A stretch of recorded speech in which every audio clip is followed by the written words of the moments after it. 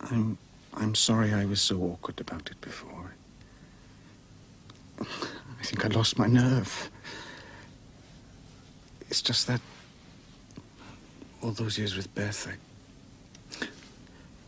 I didn't think I would be able... You know what I mean? Yes, I know.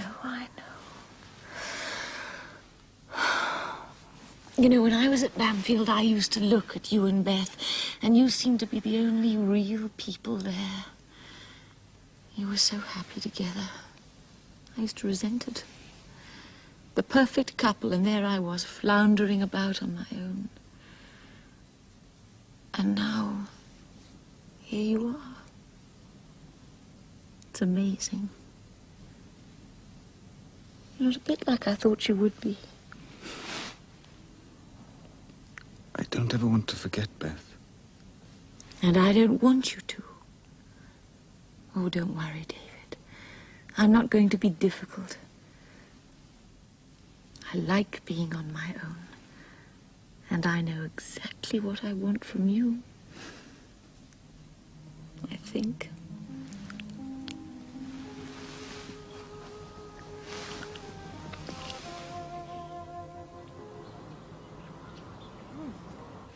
Cold coffee's all right, you know, once you acquire the taste for it.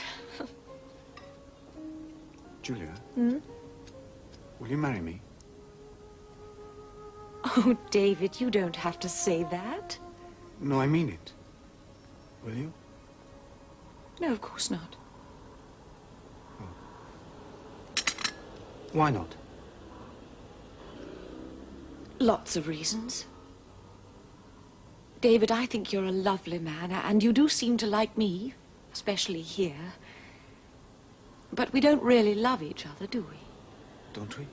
You know we don't. And anyway, I'd always be second best for you after Beth, and I'm afraid that would not appeal to me one bit. So you've thought about it? Oh, yes. But I am much better at resisting temptation these days. And I don't think you realize just how much I like my job here. It's something I'm really good at last. And I enjoy being a free spirit. Oh, don't look so glum, David. Can't you see what a terrible idea it would be?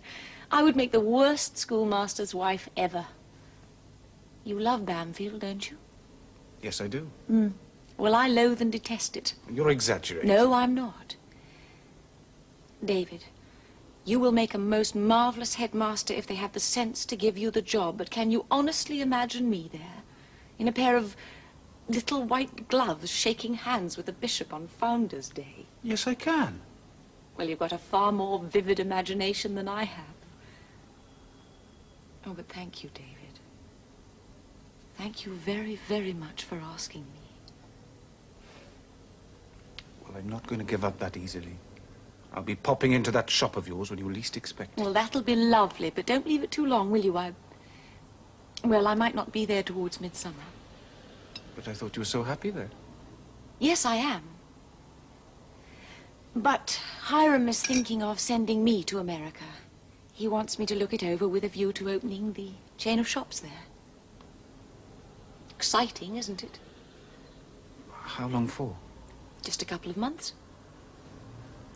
He seems to think an awful lot of you. Yes. Yes, he does. And I of him. Of course, he's not a patch on you in many ways.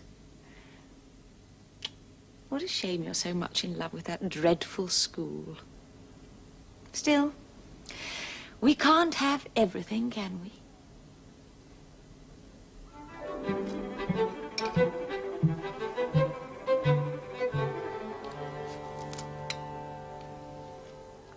Extraordinary clergyman's in the news again, Mr. Alcock. I beg your pardon, Mrs. Harris. Hey, where are my shoes? Oh, it's all right, I found them. Oh, that nice little man who was defrocked last summer. He's proposing to preach sermons in a bathing suit on the pier now. Perhaps we could go for the day. I'm afraid I did not follow the case. Oh, bacon, what an ambrosial smell. Some go for honeysuckle and roses, but it's fried bacon for me every time. Good morning, Alcock. Sleep well? Thank you, yes, Mr. Harris. Good, good, good. We haven't got got time for breakfast, Algy? You're late already. Oh, Ellie, please. Think of the long hours of boredom ahead of us. Look at the time. Must be fast. No? Did you get your bacon and eggs, Alcock? I've had quite sufficient, thank you, Mr. Harris. Mr. Alcock and I have been waiting for you for half an hour, Algy. Well done, good man Alcock. I cannot abide unpunctuality. Algy, Now what? those are odd socks. Yes, they are a bit strange, dear. You can't possibly go like that. Too late now, dear, too late. I'll try and keep them out of sight. Right then.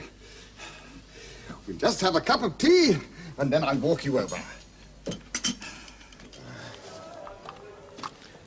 So, back from the flesh pots and ready for the fray, are we?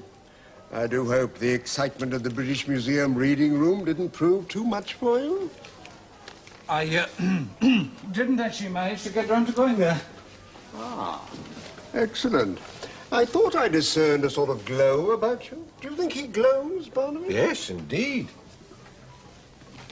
You'll dazzle a BJ with your gleaming collar, if not with your eloquence.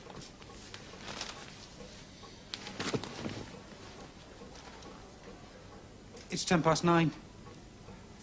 Do you think I ought to be getting over there? My dear chap, of course not. You're on your home ground. You must stroll into the waiting room with 1 minute to spare. A daunting vision of calm confidence.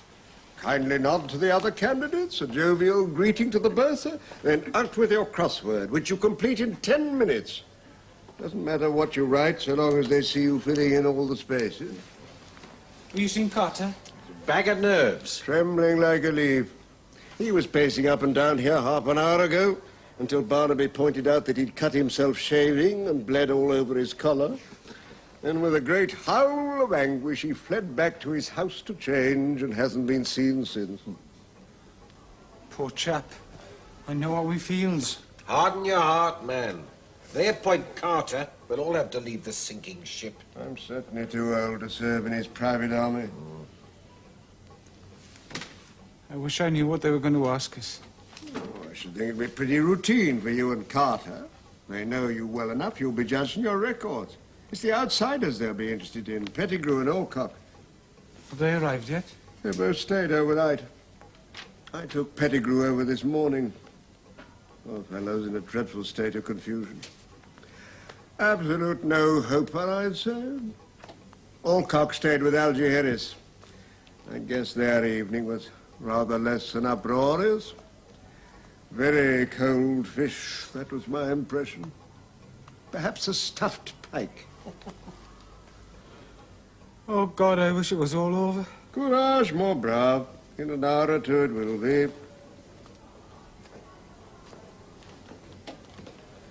Ah, Carter. Staunched the flow, I see. Yes. Morning, PJ. Morning. Shall we walk across together? Yes. All right.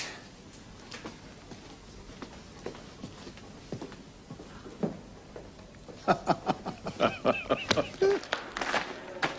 it's not a bad old place, eh? Bit the worse for wear here and there, but then which of us isn't, eh? Ah, well, never mind. It's an easy-going sort of school, I like to think. First-class staff, by and large, and I believe in letting them get on with it. Nice boys, too, as boys go. Can't remember when I last had to beat one of them. Yes, things have never reached the point where that is... I'm sorry I was so awkward about it before. I think I lost my nerve. It's just that all those years with Beth, I didn't think I would be able... You know what I mean? Yes, I know, I know. You know, when I was at Bamfield, I used to look at you and Beth, and you seemed to be the only real people there. You were so happy together. I used to resent it. The perfect couple, and there I was, floundering about on my own. And now, here you are. It's amazing. You're not a bit like I thought you would be. I don't ever want to forget, Beth. And I don't want you to. Oh, don't worry, David.